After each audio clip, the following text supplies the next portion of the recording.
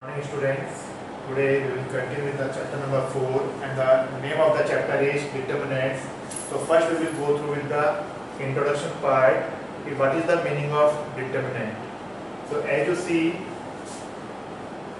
this is your matrix related with 2 into 2, okay, and if you want to calculate the value of determinant, then how can you will calculate?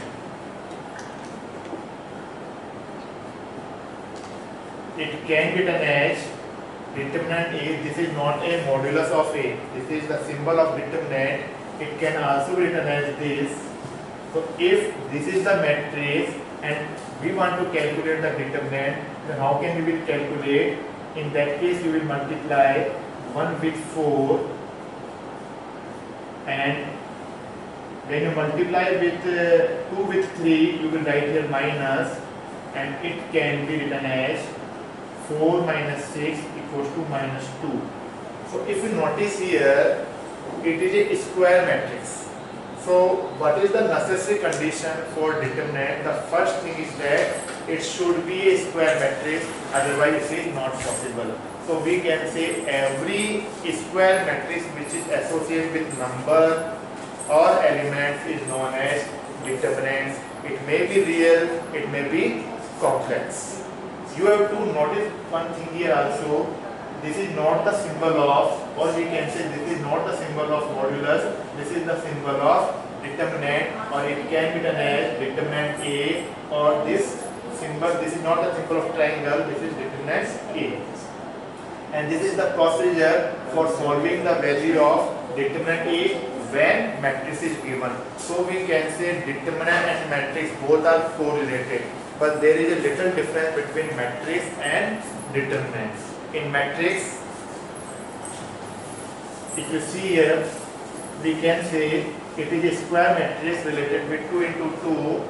And if we are taking one more example, 1, 2, 3, 4, 5, 6, this is related with 2 into 3, then we cannot say this is the matrix, but with the help of this matrix, we will not identify the value of determinant A because it is not a square matrix. As you know very well, if number of rows and number of columns both are same, that is related with square matrix. But here number of rows are 2 and number of columns are 3. That's why we can say this is not the example of square matrix.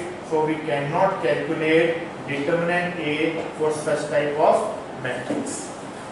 As I said earlier, determinant and matrix both are correlated. So you want to definitely one question arise in your mind: what is the difference between matrix and determinant? So as you know very well, in matrix or determinant, we can say you will take any order. We will take any order in matrix, but in determinant we will take only a square matrix. Otherwise, determinant of that matrix is not possible. This is one of the difference. And second difference is, for example, in matrix 1, 2, 3, 4 are given, and you want to multiply with 5, then you will easily write here 5, 15, 10, 20. But in determinant, it is not possible. How can you will solve determinant when such type of situation? That I will tell to you later on.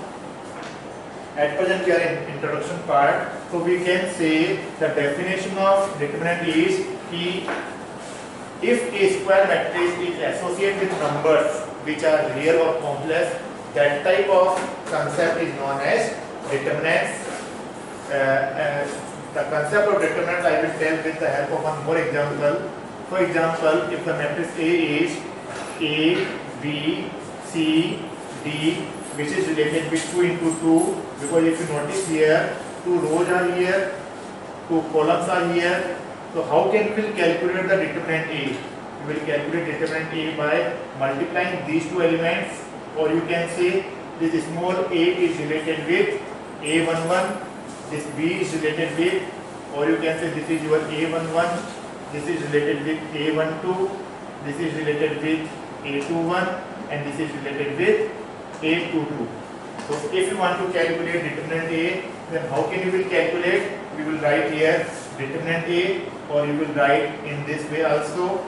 So you will multiply first this A11 with A22, and then A21 you will multiply by A12.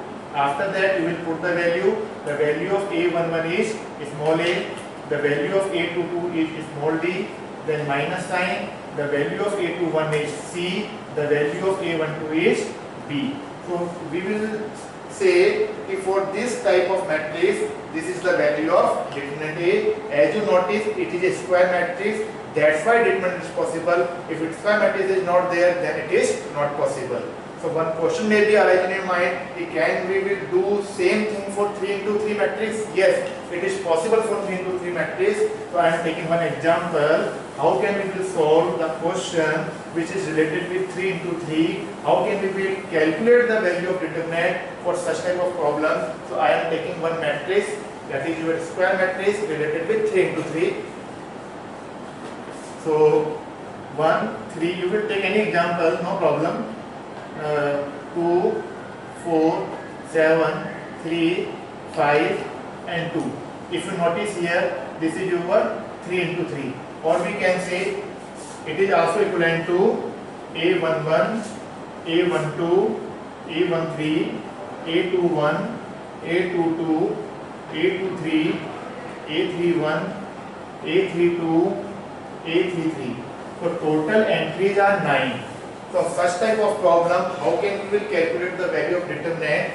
As you know very well, determinant is represented by this, or it also can be written as this. Sometimes it can also be written in this way also. So for such type of problem, how can we will calculate the value of determinant? For solving such type of problem, we will go with this format, so that we will solve easily. If you see here, plus minus plus, then minus plus minus, or then plus minus plus. Or if you see here, alternate signs are there. Just after plus, minus sign is there. Just after plus sign, again minus sign is there. Just after minus sign, plus sign is there. So with the help of this chart, or with the help of this concept, you will easily solve the determinant which is related with 3 into 3, which is a square matrix. So I am applying this symbol or this symbol on this matrix. So how can we calculate determinant? First you will see here, this is related with our A11. So if you see here, this is the positive sign. Then you will write here 1. 1 you will write. So now you will eliminate this column and this row. The 1 is lie in R1 row and C1 column. So you will eliminate it and you will write here 4, 7, 5, 2. I am continuing with these 3 symbols, and these are related with R1. These symbols are related with R2. These symbols are related with R3. These symbols are related with C1, C2 and C3. So I am continuing with the R1 symbols, that is plus, minus and plus. So first I am taking this plus 1. So this column and this row you have to eliminate, and other things you will write here. Then I am continuing with the minus sign. Just I am write minus sign. This minus sign is related with 3. So I write here 3. Now 3 lie in the second column and first row. So I eliminate it and I will write here 2, 3, 7 and 2. Then I will come to this plus symbol. So I will write this plus symbol. This plus symbol is related with 5. So I will write here 5. 5 lie in the R1 row and C3 column. So I will write here only 2, 4, 3 and 5. Okay, and if you want to mention here, please mention expand R1, because we are continuing only with the symbol of R1. That's why I am writing here expand R1. If someone want to go with R2, then you will take minus plus minus sign. If you want to continue with R3, you will go with plus minus plus. Same for C1, C2, C3. You will go by any row or column. In every case, you will get the same answer. But it is my advice, always you will go with R1 row first. If any indication is there, then you will go with that. Otherwise, always you will go with R1, or always you will expanding as per R1 row, as I am doing here. After this, now we will solve it. So once you know, you will multiply this. So what you will get? 4 to the 8, and when you multiply this, you will get minus sign. As I said earlier, you will get minus 35. Then you will write minus 3, 2 to the 4. then minus sign. When you multiply these two, you will get 21. Then you will write 5, 2 5 are 10, and then you will write minus 12. And now you will solve it. 8 minus 35, it becomes minus 27. Minus 3 as it is. 4 minus 21 is minus 17. 10 minus 12, this is minus 2. Now solve it. Minus 27, minus into minus plus, it is 51, and minus 10. So minus 27 and minus 10, it becomes minus 37 plus 51. So we will get 14. So I am doing this determinant with the help of expanding R1. If someone want to go with expanding R2 or R3 or C1 or C2 or C3, you will take the symbols according to that. If you go with R2, then you will take minus plus minus. If you go with R3, then you will take plus minus plus. In every case, you will get the same answer. If someone want to go with the column, then you will take plus minus plus. If you want to go with C2, then you will take minus plus minus. If you want to go with C3, then you will go with plus minus and plus. And when you will expand it, you will get the same answer as you notice here. So it is related with 3 into 3. So whenever such type of problems are there, then you will go with this symbol. These symbols are very, very important. But it is also a shortcut method also.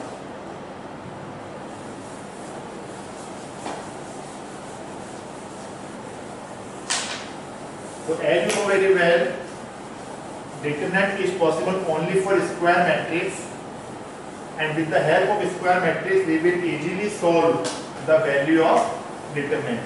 So after this introduction part in which we calculate the value of determinant, we will continue with the next topic, that is properties of determinant.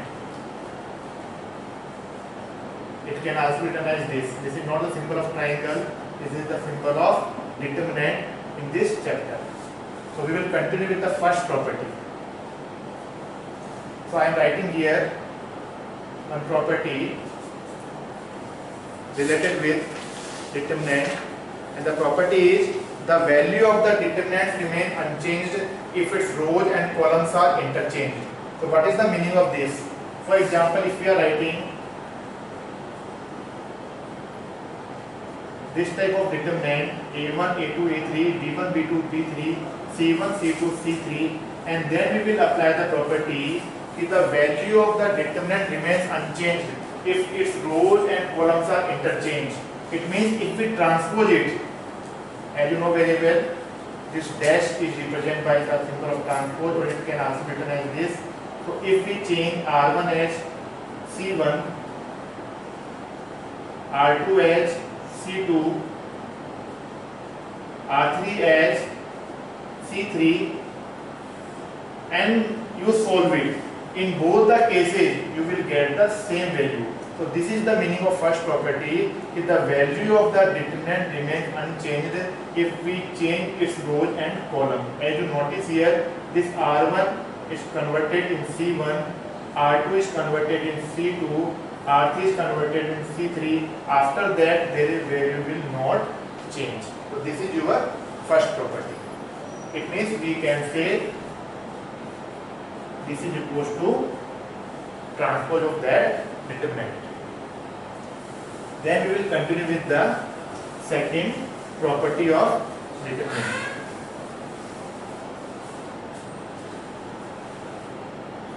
Now the second property of the determinant is, if any two rows or columns of a determinant are interchanged, then sign of determinants changes. So what is the meaning of this statement?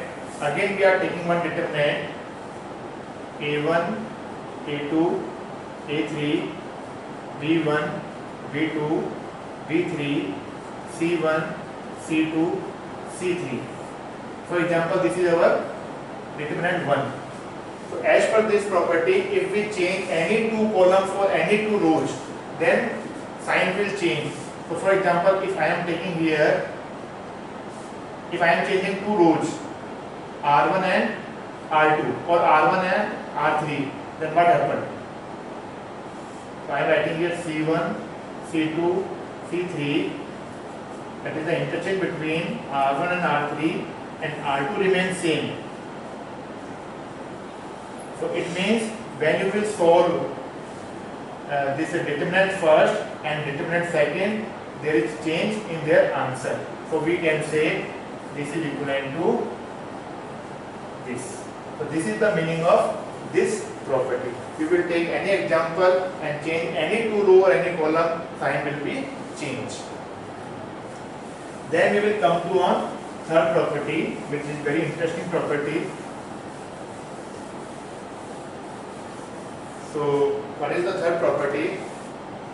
In this property, if any two rows or columns are same or identical, then we can say the value of that determinant is 0. For example, if I am writing here 1, 2, 3, 4, 5, 6, again I am writing 1, 2, 3. So there is no need to solve this type of determinant. You will write directly the value of this determinant is 0, because if you notice here R1 and R3 both are same. That's why we can say the value of this determinant is 0. So definitely if we know this property, we will save our time. There is no need again we will expand this type of determinant. We will directly say R1 and R3 are same. That's why it is 0. So under this property we can say if two rows or two columns are identical or they are same, we can say the value of that determinant is equivalent to 0. Now we will come to on fourth property.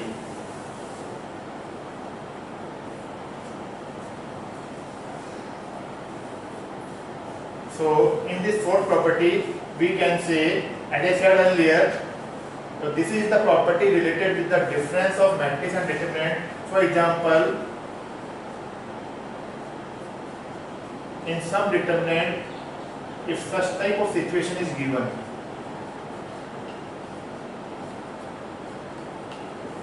this is the determinant given to us. So how can we will solve it?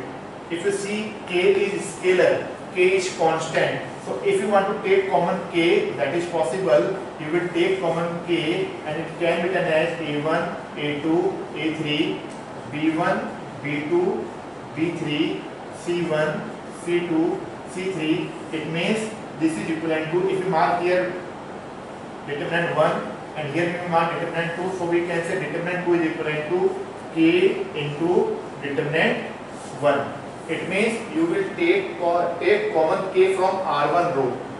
Now one more point is there. After getting this, if you want to multiply k with any row or column, that is possible. For example, if someone say to me, okay sir, I want to multiply this k with R2 row, that is possible. But you cannot multiply this k with all elements of the determinant. It was possible in matrix, but in determinant it is not possible. As per the concept of matrix, you will multiply k with any one column or any one row. You cannot multiply this k with all these 9 elements. You will multiply by any row or any column. So if someone want to write this concept in this way, so I want to write KA1, KB1, KC1, and then other elements remain same.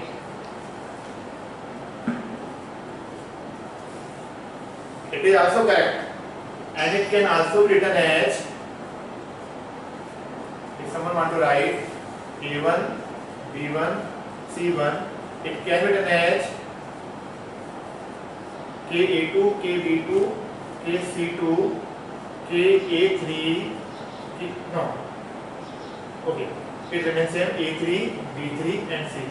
So there are so many ways how can you will represent this type of determinant. But yes, one thing is clear, this k you will multiply by any one row or any one column. So this is the difference between matrix and determinants. After this property number 4, now we will come to the next property, that is your property number 5. Now we will continue with the fifth property. As per this property, if this type of situation is given to us, a1 plus lambda 1, a2 plus lambda 2, a3 plus lambda 3, B1, B2, B3, C1, C2, C3. So we will write this type of determinants in two ways. How can we write it? It can be done as A1, B1, C1, A2, B2, C2, A3, B3, C3 plus, here we will write lambda 1, B1, C1, lambda 2, B2, C2, lambda 3, B3, C3. It means this determinant can be written in two ways. Okay, here lambda 1, lambda 2, lambda 3 are scalar. So this is your fifth property. Now we will come to one last property, and last property is related with elementary transformation, which I told in previous chapter, chapter number 3rd. So again the same procedure. If you want to apply any operations, for example, as per the last, if you want to go with R1 approaches to R1 minus R2, it is possible. If you want to go with C1 approaches to C1 minus C3 upon 5, so these type of elementary transformation or elementary operation are again possible here, but one foundation is there. In elementary transformation, once you start with the row, it means whole portion you will do with row. Once you start with column, it means whole portion you will do with column. But in the concept of determinant, if you want to solve a question with the help of row and column both, then it is possible. It means in a question you will apply row and column both. If you want to solve the question by row, then it is possible. If you want to solve the question by column transformation, then also it is possible. And if someone want to solve the question with the row and column transformation at a time, then also it is possible. So it is one of the important property related with your previous chapter, and you follow this foundation also. One more thing is there, whenever the question related with property of determinant and you want to solve the question with the help of operation, minimum 2 operations are necessary. Okay, after 2 operations, if someone want to solve the whole question with the operation, with more operation, then it is possible, but yes, at least 2 operations are necessary when the question is related with property of determinant and it is related with 6th property. You have to apply minimum 2 operations. After that, if you want to expand it, it is possible. If someone want to continue with the operation, then also it is possible. So I am doing one question here so that it will more clear how can we will apply operation whenever some questions are given to us. So basically this question is related with your property number 6 related with elementary transformation. So I am taking one example, and the question is you have to evaluate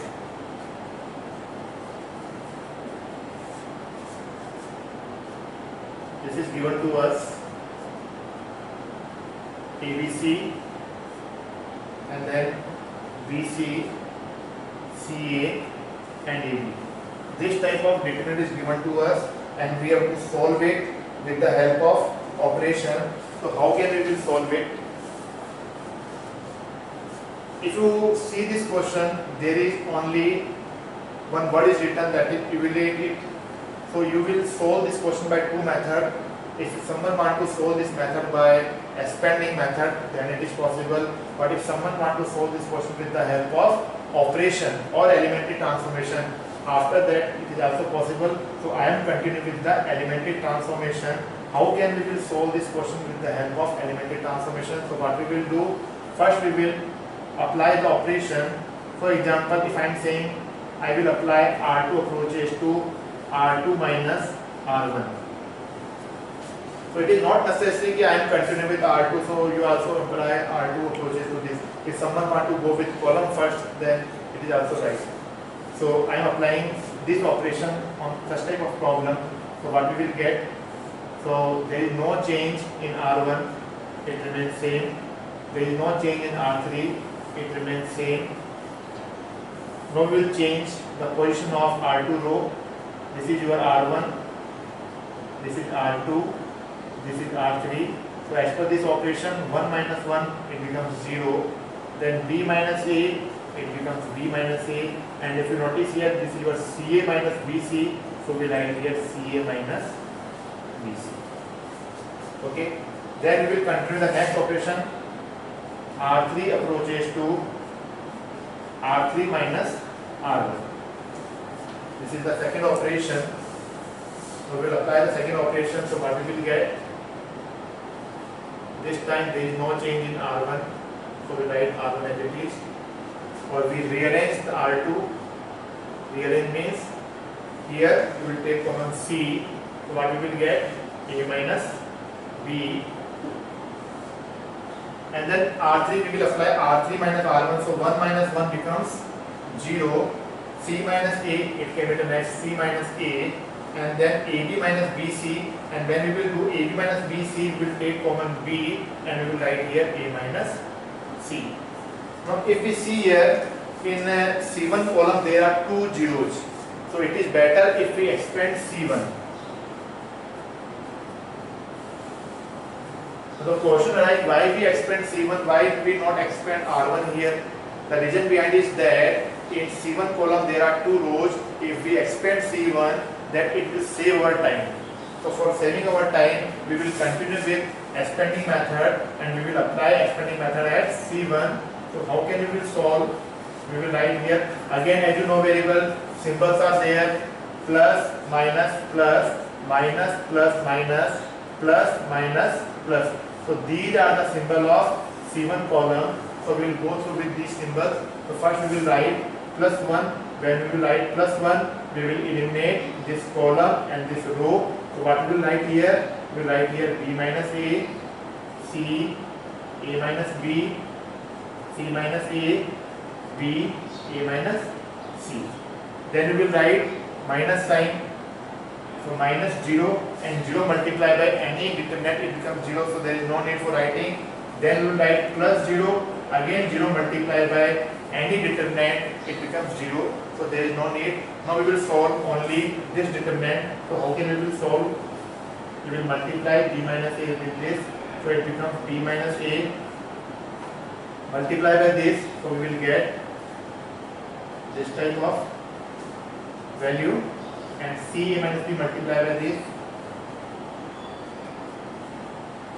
And when you will solve it, you will easily get the value of determinant. So if you notice in this example, there are two types of operation. Both are related with row transformation, and after that we will apply the concept of expanding. There is no boundation in the question. So if someone want to solve this question directly, then also it is possible. And someone want to go with the operation method, then also it is possible. After that, when you will solve it and rearrange it, you will easily get the answer of such type of problems. So this is the concept related with property number 6.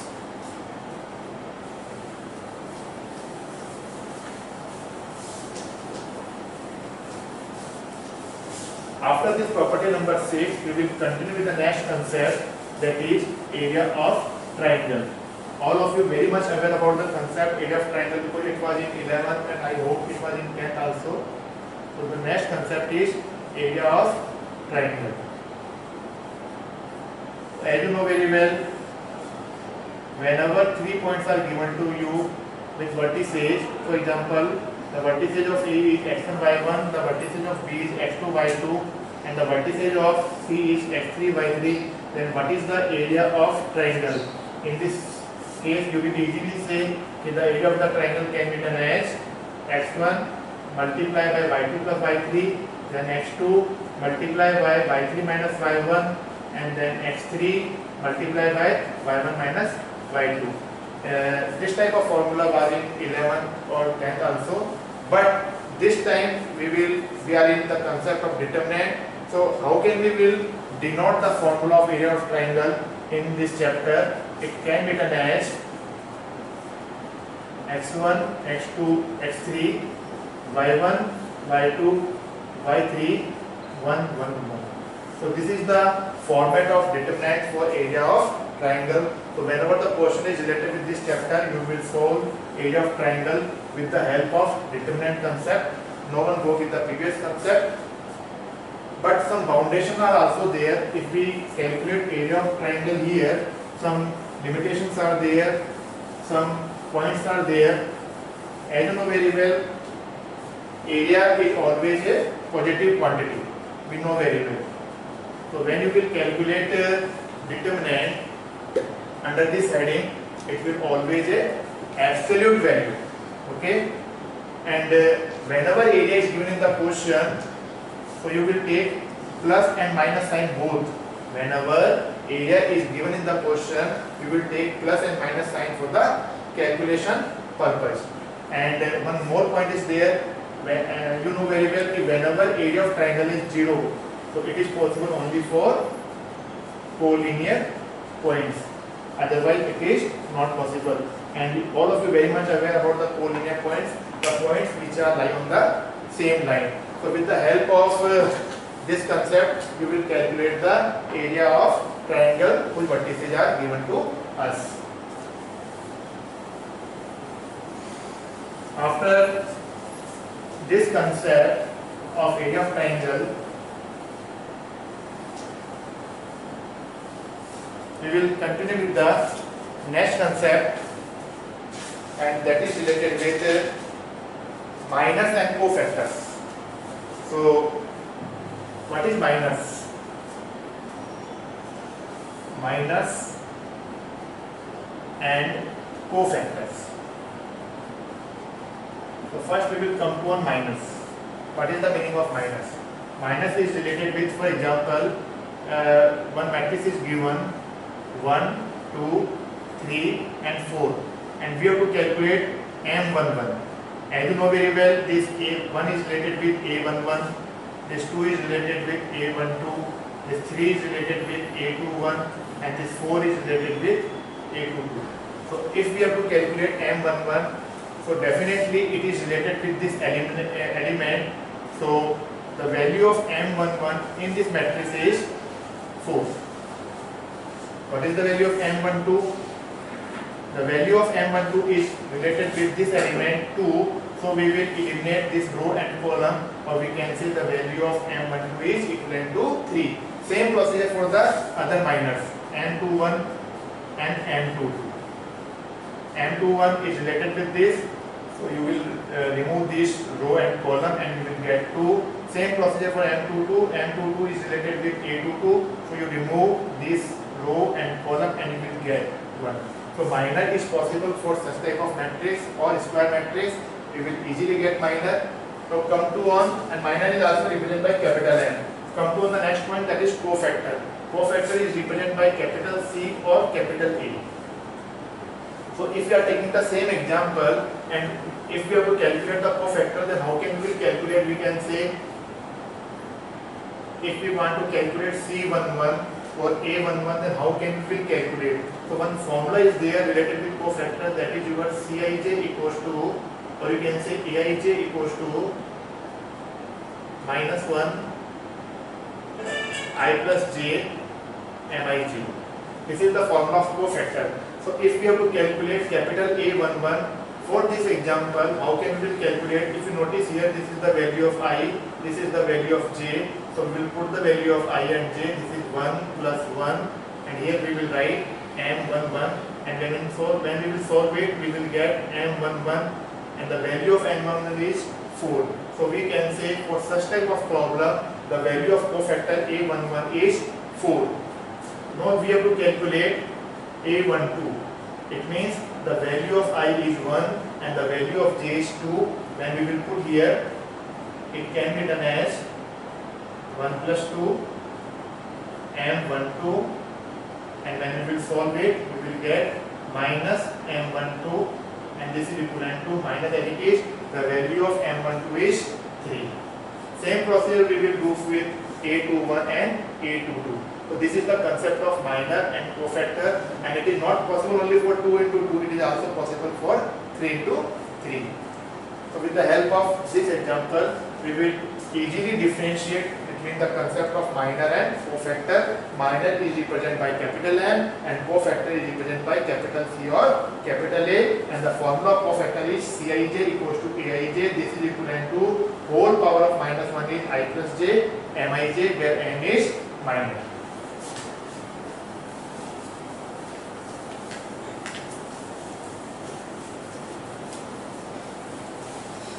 After minor and cofactor, now we will continue with the concept adjoint of a matrix.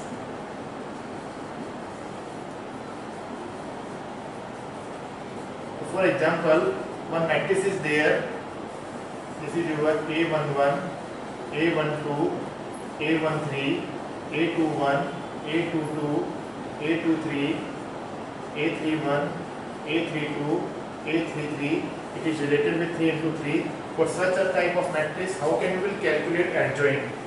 So if you want to calculate adjoint A, so first we will transpose of it.